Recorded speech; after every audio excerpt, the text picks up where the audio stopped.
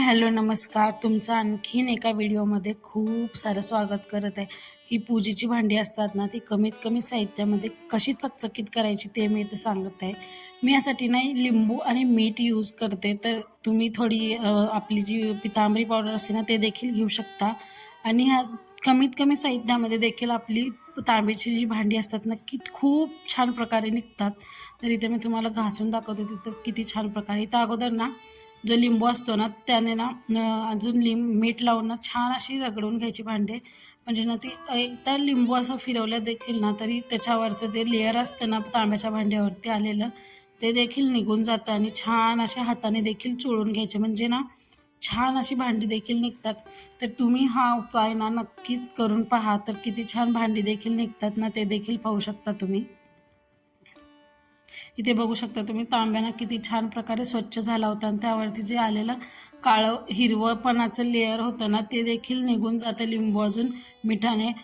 लिंबामध्ये ना जे सॅट्रिकचं प्रमाण असतं ना ॲसिडचं, त्यामुळे ना तुमची तांब्याची वाटी ना छान प्रकारे चमकू लागतील.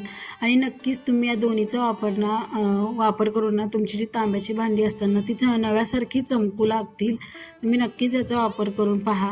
आणि ते जर मी ताट घेतलं ना त्या देखील लिंबाचं मीठ, लिंबू रस, अजून मीठ देखील आणि थोडी पितांबरी पावडर घालायची. ते देखील चमकवून घ्यायचं आणि त्याला स्वच्छ असं घासून घ्यायचं. लिंबाने ना छान प्रकारची भांडी देखील निघतात. मी ते सगळी देवाची जी आपली समई, अजून जे आपल्या आरत्या देखील असतात ना ते इथे मी स्वच्छ केले आहे.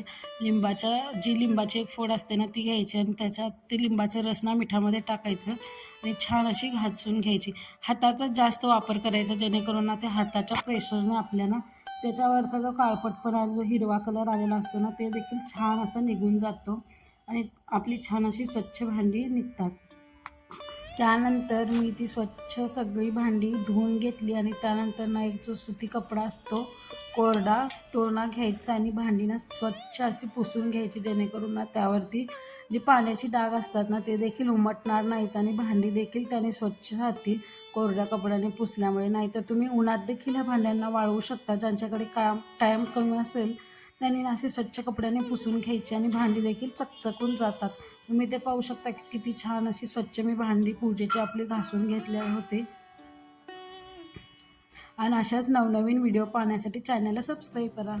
Bye bye.